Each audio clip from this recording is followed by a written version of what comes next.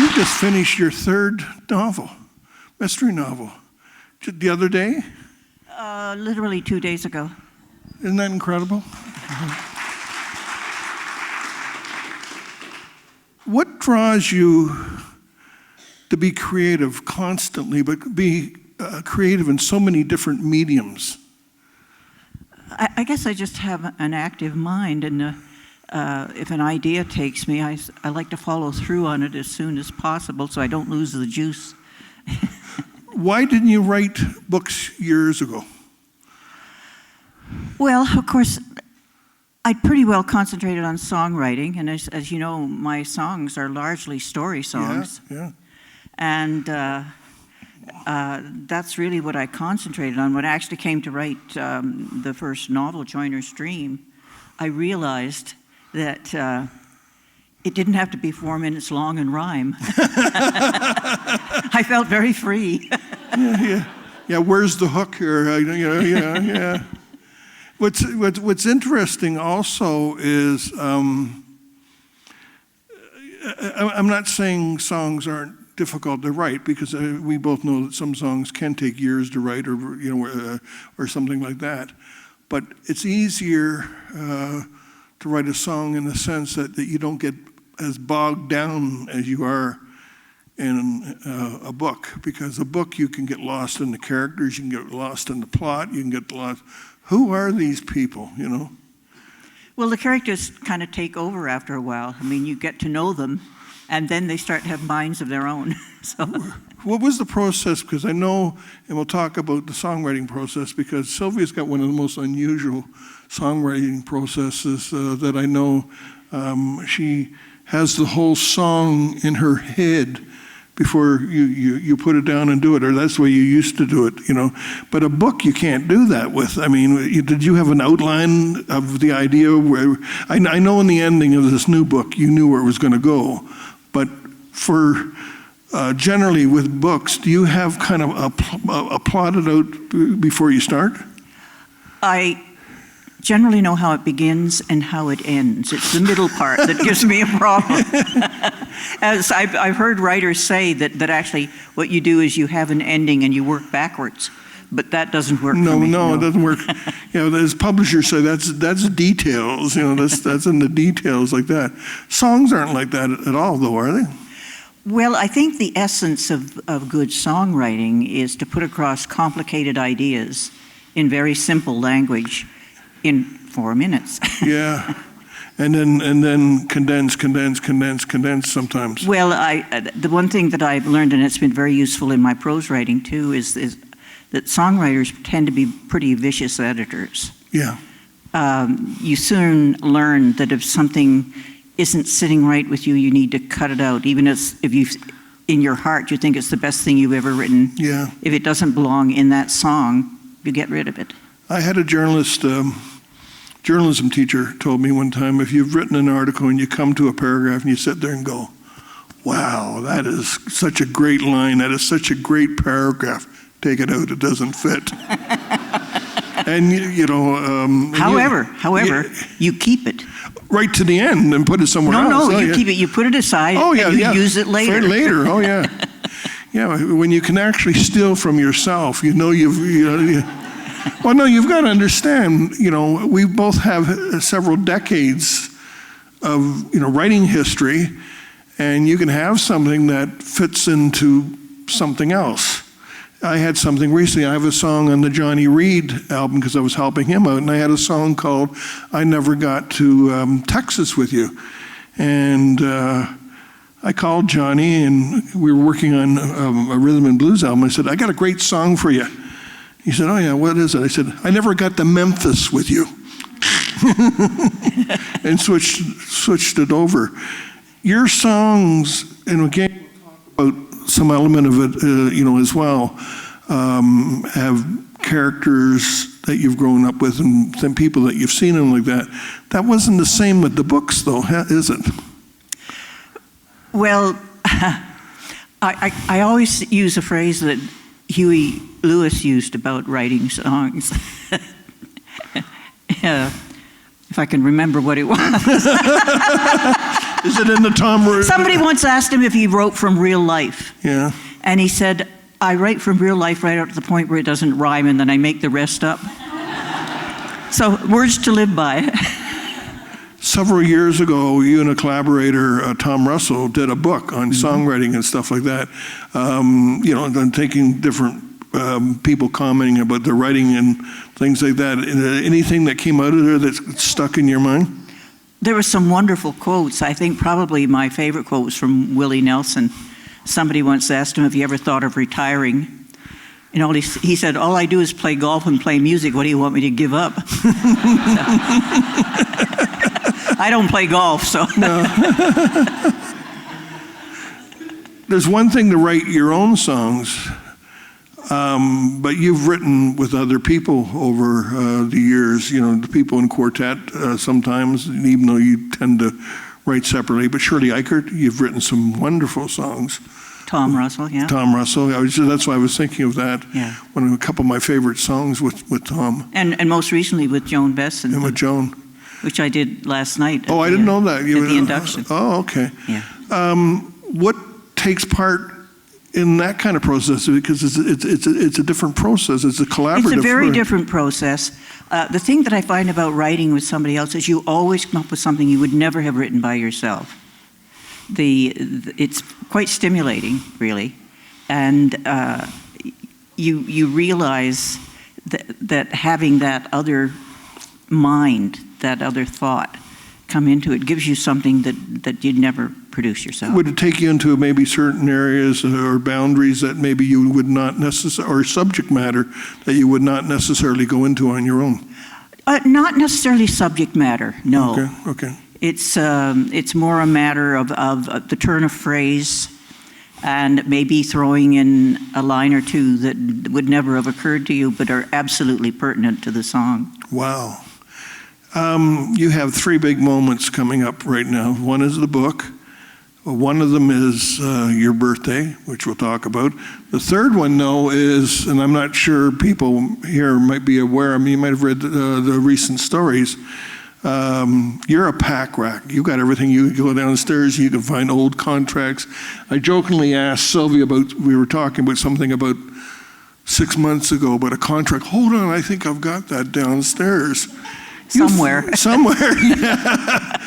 But you found some tapes, old tapes of Ian and Sylvia, and it's an interesting period of time because even though, you know, through time and, you know, through what has been written, Ian and Sylvia has always been, well, that's the folk act, Sylvia, you know, Ian and Sylvia. And what's interesting about the tapes, and I got lucky enough I was able to do the liner notes, and I made the point was the fact that it was a pivotal time in music because it was the start of country rock. You and Ian with the Great Speckled Bird were in Nashville recording before the Byrds, before Dylan, before all those different people. People, in a lot of cases, don't recognize that. Well, we had the Great Speckled Bird band, of course, and we were really branching out and doing more and more country-oriented music, and we were due to do a couple of albums, and we realized that if we couldn't do on the albums what we were doing on stage, we didn't want to record. Wow. So, you also were on a new label too, were you? Was you on MGM at that point? Yes, well, that was a complicated situation. Yeah, because you had to go back and do one extra for Vanguard, yeah. Yeah, right. Vanguard had this little glitch in the contract, which was totally serendipity on their part. It's not something they cleverly did. It just was there. Yeah. That either we'd given them one album too many or we owed them another one. So, if you recorded for Vanguard, and a lot of folk groups did back then, you could do 250 albums, but you still owed them one. Yeah. That was basically it. Yeah, and on top of that, there's also all the reissues over the period of time. You don't get paid on any of that stuff. They managed to hide it. I've never seen any money from it. Maybe some people get paid on that stuff, but... It's funny because 2 weeks ago we were talking about, oh, well, isn't it great, these live tapes and stuff like that? And I said, well, you do know there's some live Ian and Sylvia stuff out. And he said, we never did a live album. What are you talking about? And I went, hold on. I looked up, here it is. Here this album came out, and there was outtakes and different things from Vanguard, from Newport Jazz, Newport Folk Festival. Which I'd never heard. They never asked us about it. They just put it out. What did you think when you came across and played these tapes? Because you heard the raw versions, and we have to give a lot of credit to the producer with you on this, in this project, Danny Greenspoon, who did a marvelous job. You had played me a couple of the tapes years and years ago, I think, with Lucille's, Star and things like that, and I remember. But when you came across them, what did you think again? Well, there were a lot of them. There were 60 tapes. Quarter-inch reel-to-reel tapes. The big Ampex tapes, They had been in a cabinet in my front hallway for ages, a cedar chest. And as is the way with furniture, things get put on top of it, and you just sort of forget that it actually holds things.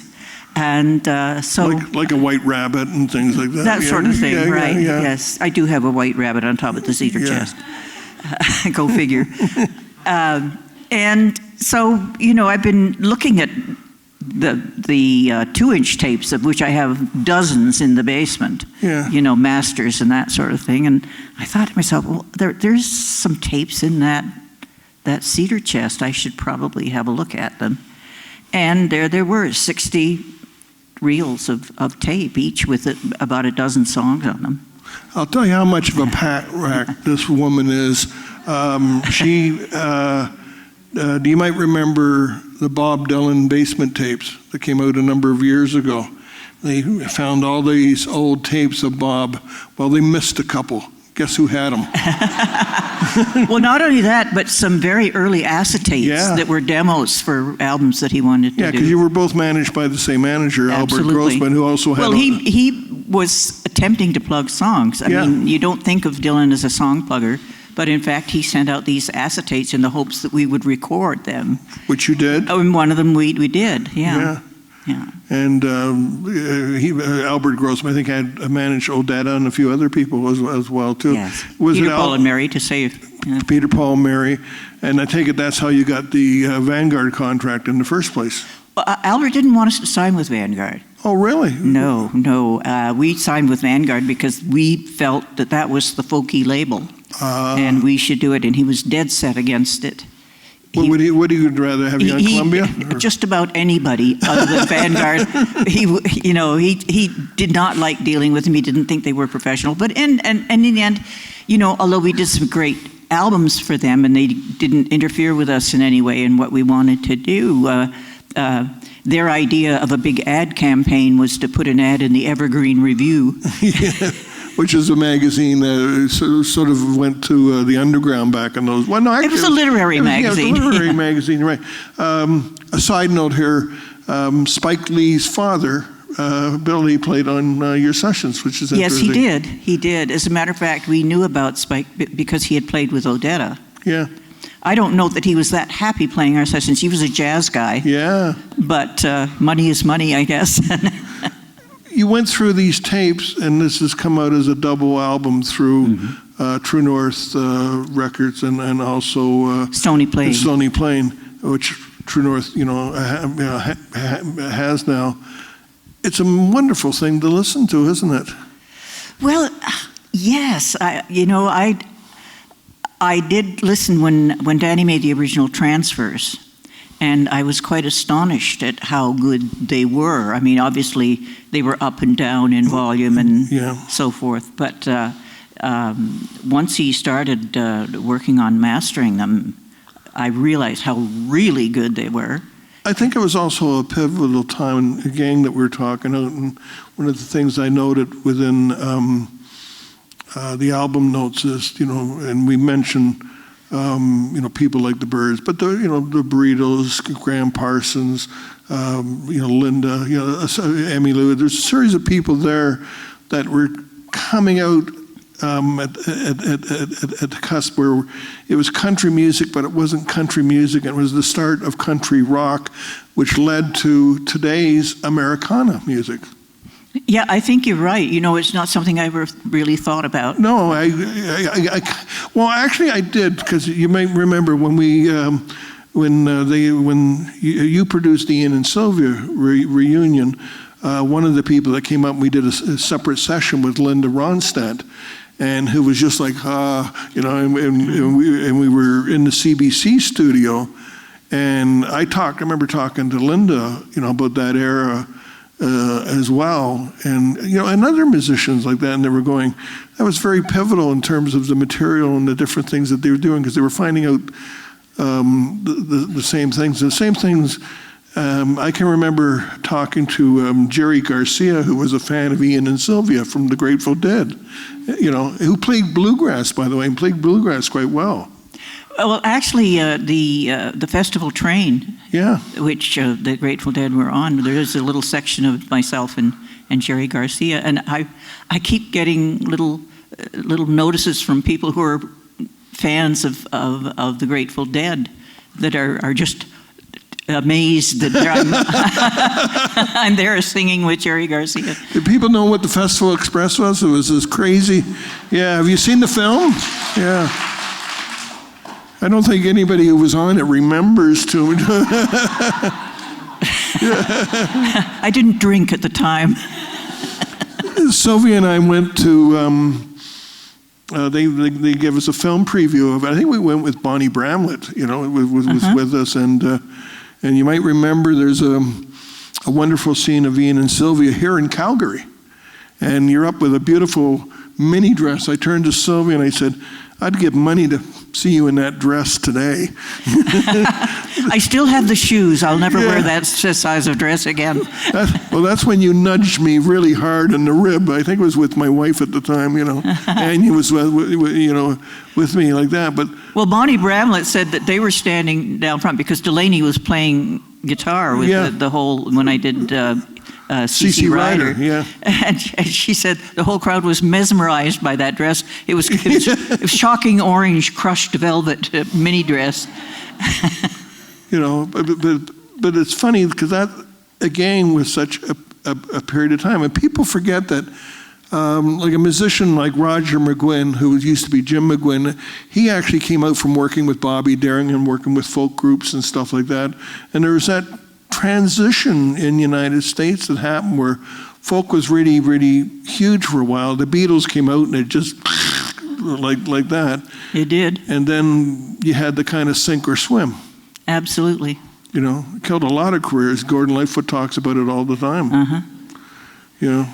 Well, we got creative. Yeah. Tell me about recording Gordon Lightfoot songs back then. What did you guys see? Because you were the first to do Early Morning Rain. Well, one thing that Ian and I felt, although we had our own repertoire, was, and especially when we started writing songs, is that after a while there's a certain sameness to what you do, simply because you're the same people. Yeah. And so we always tried to do the material of other people. It gave us a lot of variety. And Lord knows there were a lot of good songwriters around. Yeah. And as a matter of fact, I'm always astonished at the number of really good songwriters this country has turned out, considering the size of the population. Yeah. And that was the thing that was interesting, I think, about from a music point of view of the 60s, when somebody came out who was a good songwriter, everybody in the community knew, like within about 2-3 weeks later. I mean, it was like, have you heard the songs of... Absolutely. You know, of Phil Oakes, or did you hear the songs of Dylan, or did you, within the community before it was even outside that community. You and Ian were friends with Bob Dylan, were you not? We were, and with Susie Rotolo. Susie. Who was, his girlfriend at the time. And the inspiration for a lot of his songs. A lot of his songs, yes. Is it true that Ian's first song was Four Strong Winds and yours was You Were On My Mind that you wrote? Yep, absolutely. I still get plaintive calls from my accountant asking me if I could write another one of those. I remember at one time, wasn't there a Spanish group who had done "You Were on My Mind" at one time? Yeah, Yoho on Mentite. Yeah, was called. Just love, and it was even It's been a huge hit forever in Italy. It still gets played in Italy by a group there. One side story is there was a singer, you might remember Crispin St. Peter's, who wrote a song and recorded called "The Pied Piper." Well, he put his name on "You Were on My Mind" in England. He had a huge hit with it in England. He had a huge hit with it. And ever since that happened, he said it was like somebody had put a curse on me. Yeah. Well, the record company disabused him of the notion of putting his name on it pretty quickly. But what was interesting was that we did a tour of England around that time, and Gordon Lightfoot was on that tour, and the Ian Campbell folk group, and some other folks, and we would go on stage and we would do that song as part of our repertoire, and they would boo us for doing that song because they thought, there was folkies, why are you doing this pop song? Well, also, don't forget, and this is like going back to the motherland where they took folk seriously. Oh, absolutely. Yeah. Ewan McCall and people like that. Oh, my God, did you hear they had what was it? Yeah. A bum note? I guess it never occurred to them, but we wrote it. We got pretty stubborn about not telling them. Yeah. What did you think when you heard the We5 version? I thought they did a really good job, and they changed the lyrics, and I think they are always a bit uptight about the fact that they had changed lyrics. I knew exactly why they had changed the lyrics. It's because radio was much more puritanical in those days, and you didn't say drunk or sick in a song. And I mean, certainly not true of radio today. You can say anything in the world. But you guys were on touring for so much within that period of time, and you didn't even know that they had recorded the song. We had no idea. The publishing company didn't let us know. The record company didn't let us know. And we'd been playing in Los Angeles, and we were driving up the West Coast Highway to Vancouver, and heard it on the radio, and we nearly drove off the road. Ian singing, "We're in the money," okay. With Four Strong Winds, I know when Neil Young recorded it, Ian went, "Okay, there's the ranch paid for," like that. Yeah. Does a hit like that give you, and not that it's the be-all and the end-all like that, but back then, it paid fairly well over the years, has it not? Yeah, it does. Although we were with Whitmar Publishing that time, and they took all of the publishing royalties at that time. But you always got the songwriter share. You always had the songwriters' royalties. That's changed, of course, now. Yeah. And the material reverted to us. Yeah. And we negotiated deals for them to take a little percentage, not half. There's a wonderful rule in the United States where after 35 years, you can get your songs back. Not a lot of people do it, and there's only so much of a window to do it. And we did it right smartly. Yeah. How about Crystal Gale? I mean, she did River Road, didn't she? She did River Road. The reason she did River Road was that she was at a concert, a benefit concert at Maple Leaf Gardens that Gordon Lightfoot had put together, and she heard the song. Oh, wow, there. Okay. Yeah. Was that the one that you did with Murray and Gordon? And yeah. Yeah, okay, yeah, wow.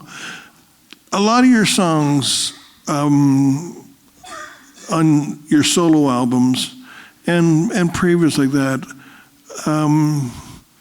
draw from your past. I mean, I take it there was a River Road, for example. Yeah. Was there a Boy for You Were on My Mind, or is that just the... Well, actually, I was saying last night when I introduced the song that I played it for my mother, because it was a brand new song, and I really wanted her to like it. And when it was over, she kind of smiled, and she said, "Well, it's very nice, dear, but it was your sister who used to run away all the time." Parents don't have any truck with artistic license. Were your parents musical? My mother was a classically trained pianist, and later on she became an organist and choir leader. And my dad played music mainly by ear. But he was a good player, and he loved the Hammond organ. We had a Hammond organ in the living room, and he used to play on it. One of my fondest memories of my dad was playing Jay's You Joy of Man's Desiring. It just set something off in me. Your former guitar player from back then and house guest David Ray once said the heart of Ian and Sylvia is country music. Ian used to play it, and Sylvia, Patsy Cline. And I'm sitting there going, yeah, but also Motown, because you were a big Motown fan. Well, I grew up 60 miles from Detroit. And my dad worked for the Teton Company in Teton and in the appliance department, and they sold radios and televisions too, of course. And one of the first radios that was traded in for a brand new one was one of those big old ones that looked like a piece of furniture with sliding doors and a little dial about this big. Oh, yeah. And so I used to tune it in and listen to late night R&B stations. You were a big fan of Little Willie John and people Absolutely, like that. yeah. And Mickey and Sylvia. Oh, yeah. Love is Strange. Yeah, absolutely. And Little Willie John had Fever before Peggy Lee released it. Absolutely. Yeah. Real hardcore rhythm and blues. You were listening to race music when white. You betcha. Were you a rebel? And No. you grew up in Chatham, okay? Well, I wasn't a rebel. I was kind of a nerd actually, and I certainly wasn't in with the in crowd in high school. So I just pretty well did what I felt like, which was probably the best thing. But some of your songs like that, like wonderful Miriam song and different things like that, drawn from people you knew. You and I talked years ago. I remember we were talking about the beauty of small towns where everybody knows everybody's secrets to some degree, but not really. And elements of this. And small towns are very protective of its eccentrics. They are, because they're our eccentrics. Yeah. Yeah, absolutely. Yeah, and it's true. I can think of various characters, not necessarily that I put them in song. No. But that were definite characters, probably crazy, but... One of my favorite songs that you wrote, and one of the songs that has such a visual, memory to me, is the night the Chinese restaurant burned down. And it's essentially you and the girlfriend on the steps going, we got to get out of here. Absolutely. True story? Or? Well, yes and no. Right up to the point where it didn't rhyme. Yeah. but an element, but you could feel the people from the Legion, you could feel the firemen, you could feel that whole... The crowd that gathered as the place burned, and the bottles and cans exploding in the kitchen. Yeah. It's the same old thing too, There's certain elements of monotony in a small town, but also a beauty to that monotony sometimes. Well, the thing that you're talking about, the song, the same old thing. That basically is dedicated to the great North American custom of cruising on Saturday night. Friday night's date night. Yeah. Saturday night was cruising with the guys, right? Yeah, but you did a whole different music. You did an element of music there that I wouldn't have been I wouldn't say first choice, but it was unusual because it counterbalanced what the lyrics were. Well, I did mention a song title in the song, which was Canadian Sunset, which was playing on the radio at the time. At the time, yeah. Yeah. Like that.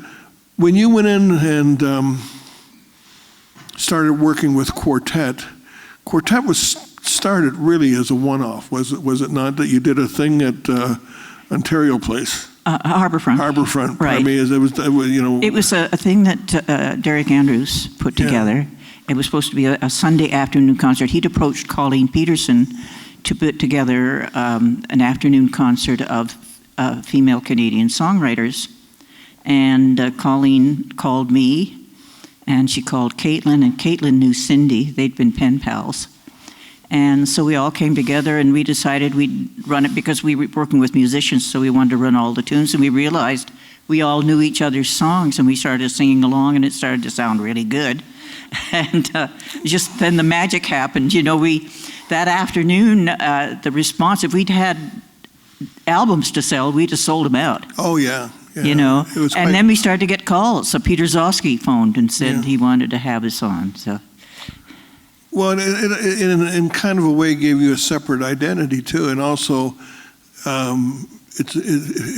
being in a duo is a certain relationship. Being on your own is a certain responsibility. Being with four, hey, I'm taking a break here.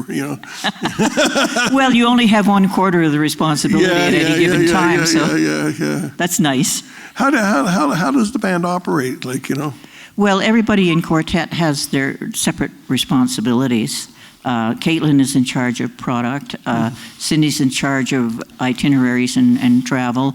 Gwen's in charge of making sure that we have the band members in place and that we have a rehearsal before we go out on the road. And I do the financial stuff.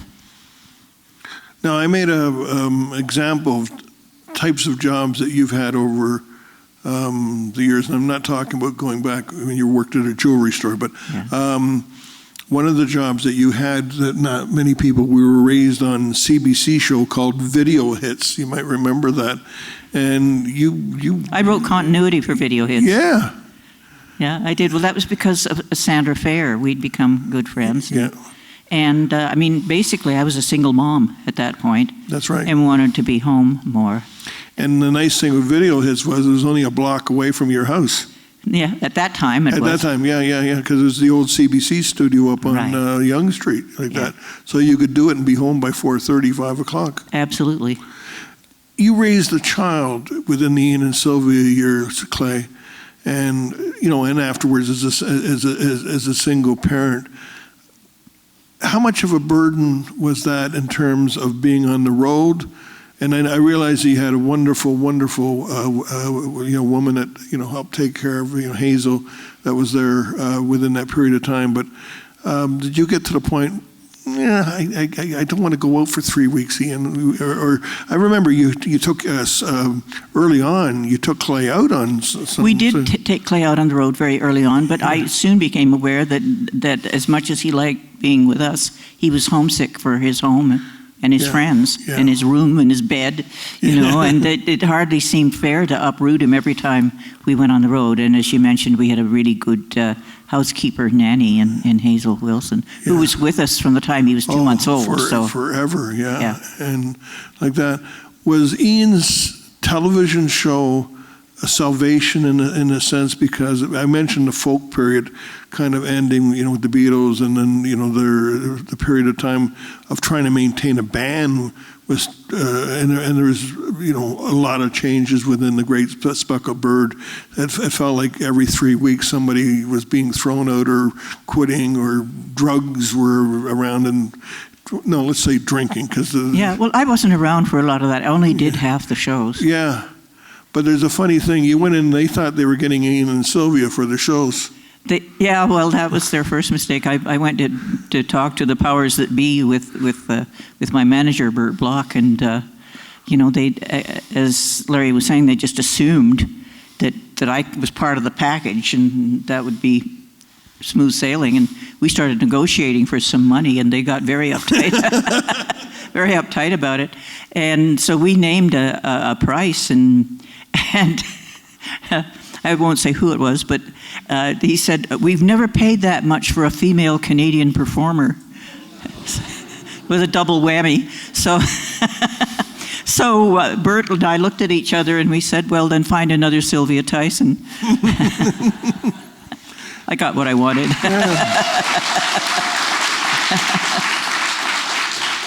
Well, the thing was, there weren't really that many female stars that could do, say, music and be television. There's Catherine McKinnon, who was on a bit of television, who broke the mold actually in this country for people like Anne Murray and people like that, was Juliet. Absolutely. And boy, you want to talk about a tough lady. I mean, when she negotiated, and same thing with Tommy Hunter, they were pathfinders. Anne Murray absolutely names her as the person that basically made it easier, for a whole bunch of different people. Well, there was a very funny attitude towards women in television at that point. I mean, I do know from when Ian did his show that they seemed to figure that if there were all guys on a show, that was fine, but if there were two women on the show, it was unbalanced. Yeah. And it was an interesting time period, because not only were you, was Ian's show going on at the same time. Kenny Rogers' Rolling on the River was on the show. And if that wasn't bad enough, there was also Circus with Sherry Lawrence going on too. Yeah, and there was Pig and Whistle. And Pig and Whistle going on. Oh, we had it. I was right when in the Ian and Sylvia book, I tell the story. I come in one day, and we had Dolly Parton on the show 4 or 5 times. And I come in one day, and as I said, the circus show was going on, and Dolly had come up with her family band, including her mom and dad. In a camper, huh? No, actually in a yellow school bus that time. And I come around the corner, and I see elephants, zebras, a couple monkeys, and off to the side was Dolly's mom and dad roasting a pig. It doesn't get realer than that. No, and I can remember, and we had a great team of dressers downstairs, and I just went, and they were going. What was it like doing your CB show? Because you came across, again, the hoarder of old things and tapes and stuff like that. You've come across some of your CBC shows? I have all of the shows. I did them for CBLT, which was the affiliate in Toronto. With Sandra Fair. With Sandra Fair, she produced the shows. And that was great, Country in My Soul. I got to have just about anybody I wanted on the show. Christofferson, we had everybody, Oh, yeah.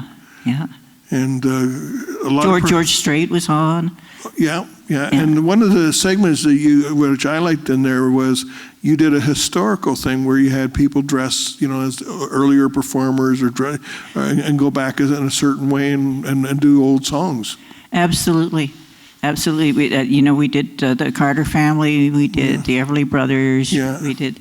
Oh, I have to cast my mind back to remember precisely what we did. But I enjoyed that part of the show. It's sort of recreating the early roots of the music. It went, 1 year, 2 years, 2 years? 2 years. Yeah, 2 years, like that. But it was on full network the second year. Yeah, one of the most unusual things that I've seen you do was the 3 Women show with Pauline Julian and Maureen Forrester.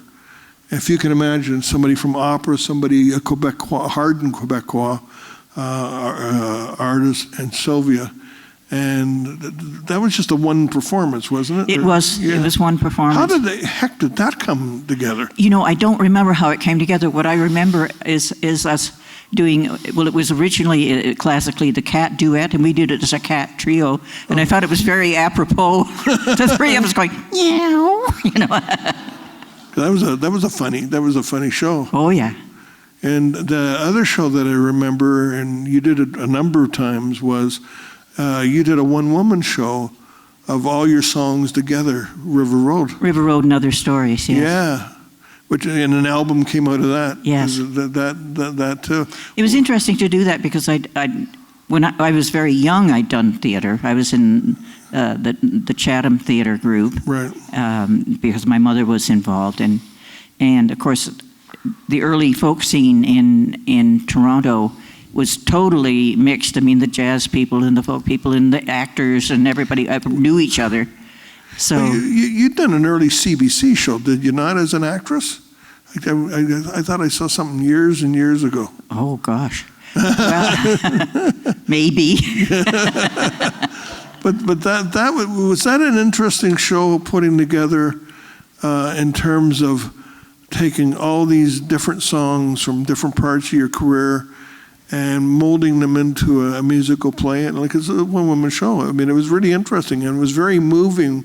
The pacing was quite incredible. Well, of course, it was a great responsibility. My memory was better then. I always remember the Roseanne Barr line. I remember everything, just not right now. I'll tell you what we're going to do right now. We're going to open up as best as I can, because we can hardly see you here, and take questions for the audience. Oh, can we put the lights up? Oh, good. Oh, there, that's good. That's good. Okay. Hi, Sylvia. Hi. I was just wondering if you have any recollections of working with producer Todd Rundgren on this Great Speckled Bird album? Yes, that was quite an interesting experience, because Todd's girlfriend at the time was one of the GTOs. Miss Christine. Miss Christine, yes, and we thought there might be a problem with that, because they were, for Nashville, they were pretty odd-looking folks, you know. Todd Rundgren had shoulder-length hair, and they were pretty interesting-looking pair, but they managed to do okay. And Miss Christine sat and knitted a sweater for Todd the whole time she was there. Well, don't forget at the same time that you were using, some of the musicians that became part of something called Area Code 615. That's correct. And these were hardcore musicians that, like Norbert Putnam and people like that, going, "What is it you people want?" Well, I didn't find that to be a problem, because most of them had come from a background where they at least knew about traditional music from their own families. Yeah. So it was not that much of a leap. No, and the one thing about Nashville, it's right back to Love and Spoonful, Nashville Cats. These guys complain. What do you want? You want a jazz lick or like that? I remember sitting one time when we were at the CBC watching Jerry Reed and Lenny Breau play together. I mean, you just sat there and went, right. And they both, of course, had Chet Atkins, in common. Right. So they were. Do we have another question? Yeah. Yes? Oh, we need a microphone.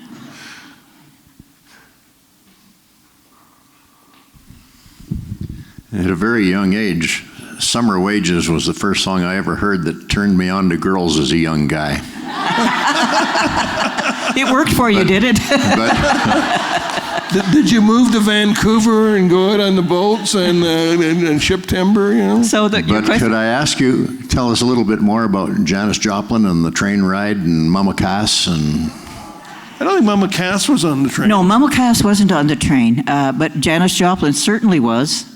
And the thing I remember about Janis Joplin was when we got to Calgary, which was actually the last of the performances.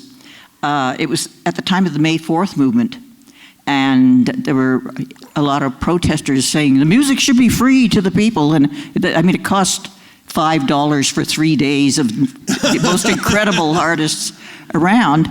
And anyway, Janis Joplin went out to the parking lot, and there were some young protest girls who said, "Janis Joplin's a ripoff," which was the wrong thing to say to Janis Joplin. and she just looked at him straight on and said, "Do you know what it cost me to travel? Do you know what it cost me to pay for my band? Do you know what it cost me to dress like that?" And she said, "Furthermore, if I looked like you, I'd sell my ass."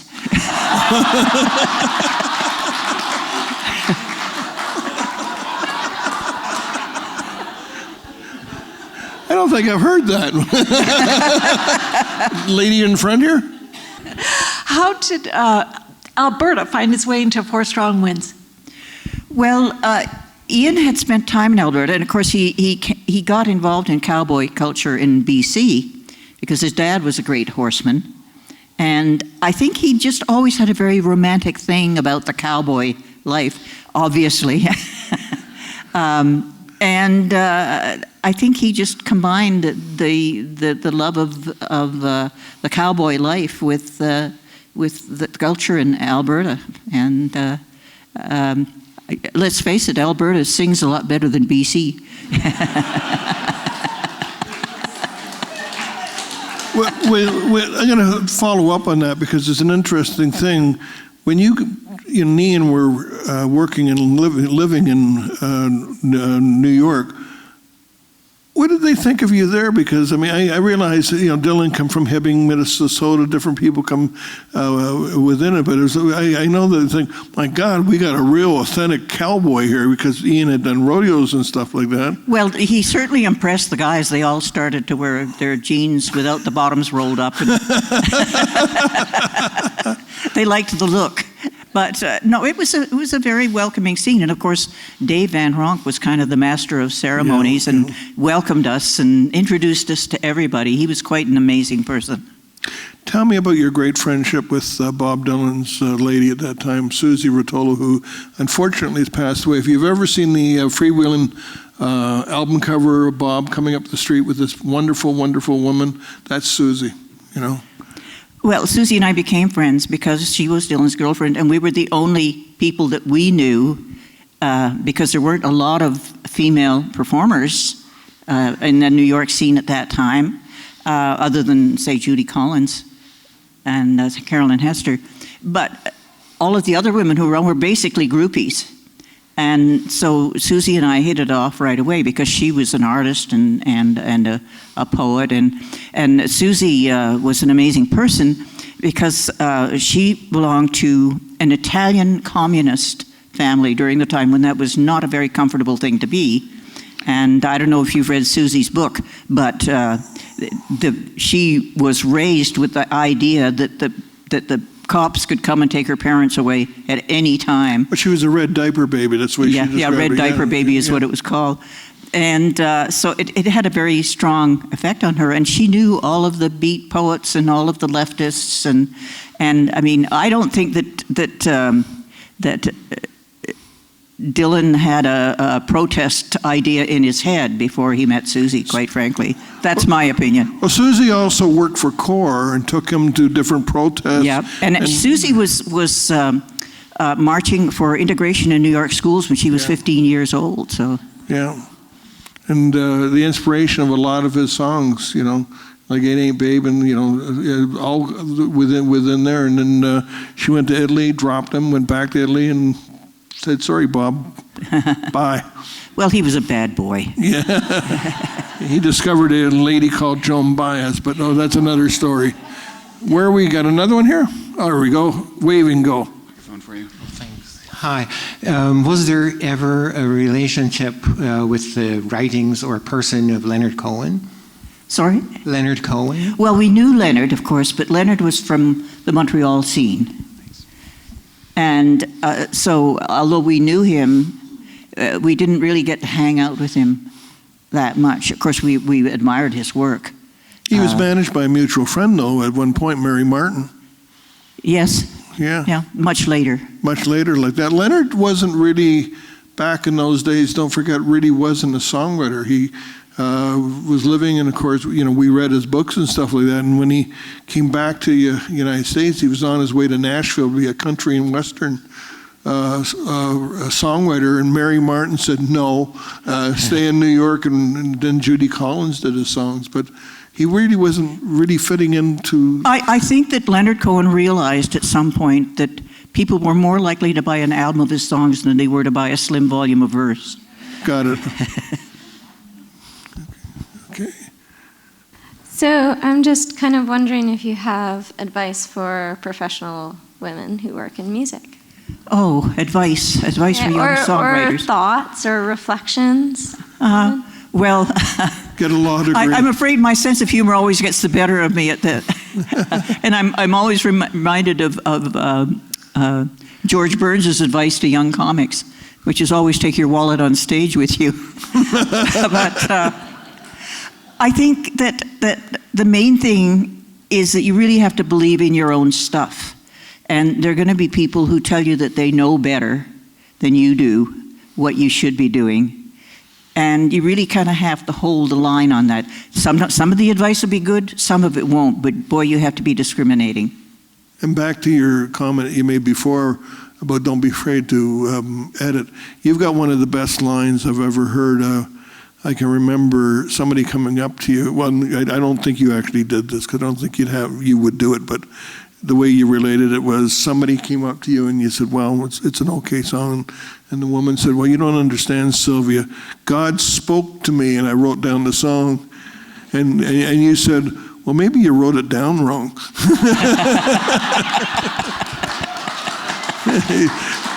Whether or not that's a true story, well, you know. What do you think of the music? Cruel but fair, I think. Yeah. What do you think when you look around to the environment of today? Albums are first year this year, vinyl is outselling CDs for the very first time. But to a large degree, you grew up in record stores, like a lot of us did. That's disappeared. Whether you went down to Eaton Simpson's, Sam the Rep, whatever have you. Online, there's more music around today, but with social media and all this, You have to look for it. You got to look for it. I mean, you can find good music, but you got to dig. Yeah. What do you think? Like, are you ever going to record again? Well, I have the material. It's just a case of finding the time and getting down to it. So who knows? Well, you're fooling around writing books and and having and things like that. Well, I think the reason I started writing books is that the romance of the road is gone for me. And so I really don't want to be on the road all that much. And at least if I can sit at home in my office and write prose, and I don't have to be on the road. But I do go on the road, of course, with Quartet, and I do concerts on my own. So. What's the matter? You don't think that the housing at the folk festivals are up to the standard? Those bunk beds that we've stayed in a couple of times? Under canvas? No, thank you very much. You turn 80 very soon. Yeah, I'm afraid so. It's, and we were talking about this before, because when you had your 70th birthday party, a bunch of friends of ours, we all came together, and it just went 10 years like that. Yeah. I mean, I was actually thinking the other day, I remember talking to you, I said, wasn't it just 5 years ago that you did this? Yeah. Yeah, doesn't seem like 10. And it's funny, because this week a bunch of people did articles on Sylvia, and every one of them have the dates wrong. Yeah, they kept saying I was 78. I didn't have a problem with that. Yeah. But it's funny within there, living, say, the last quarter of your life, is there part of organizing and getting things, in shape and ready? And I don't mean, and I'm not talking death here or anything like that. I'm not, or any element of that, but it's sort of like a time period where people, holy cow, I did this, I did that. Steve Jobs talked about at one time, you don't realize that you're doing great things when you're doing it. You're just doing it. And then later on, people, holy cow, I look back at that. Do you go through any reflection period at all?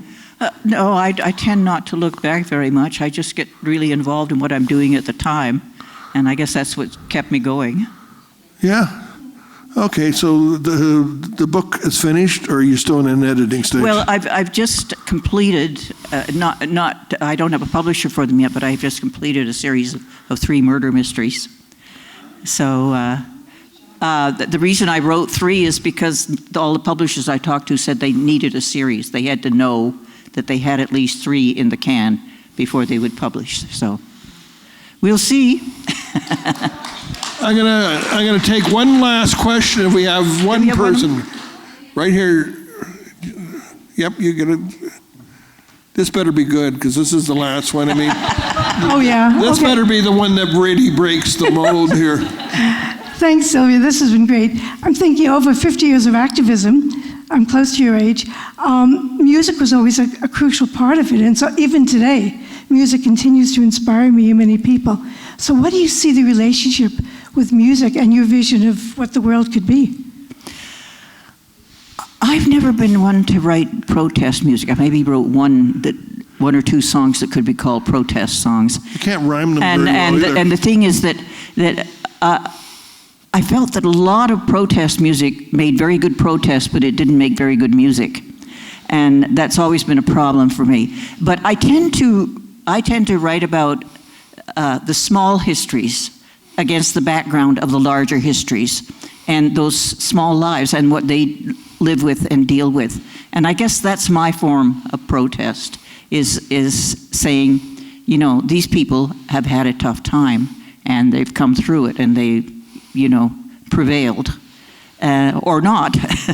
Was there pressure on you back in the 60s period? Because the folk music, as you realize, was tied very much to a civil rights movement, an anti-government movement, all different things. And certainly people like Dylan was quasi-political to my mind, but Joan Baez was, and Phil Oakes, yeah. Phil Oakes and people like that. But yeah, you campaigned, I remember, for Lyndon Johnson. We did campaign for Lyndon Johnson, and people always say, well, how come you were campaigning for Lyndon Johnson? But you have to remember he was running against Barry Goldwater.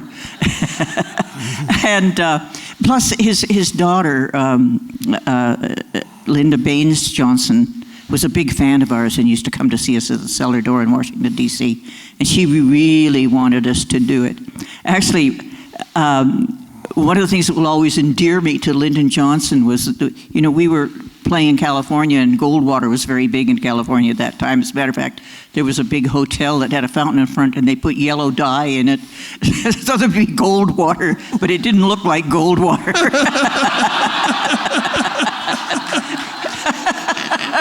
It looked like there'd been a lot of horses around. Anyway, my favorite line of Lyndon Johnson, Barry Goldwater's slogan was, "In your heart, you know he's right." Pretty subtle stuff. To which Johnson replied, "In your guts, you know he's nuts." And all I can say about that is, where's Lyndon Johnson now that we need him? I thank you very much for doing this. This is I haven't interviewed you in a long time. It's been a number of years. I enjoyed this. I thank you for coming out. Thank you Sylvia, all. thank you very much.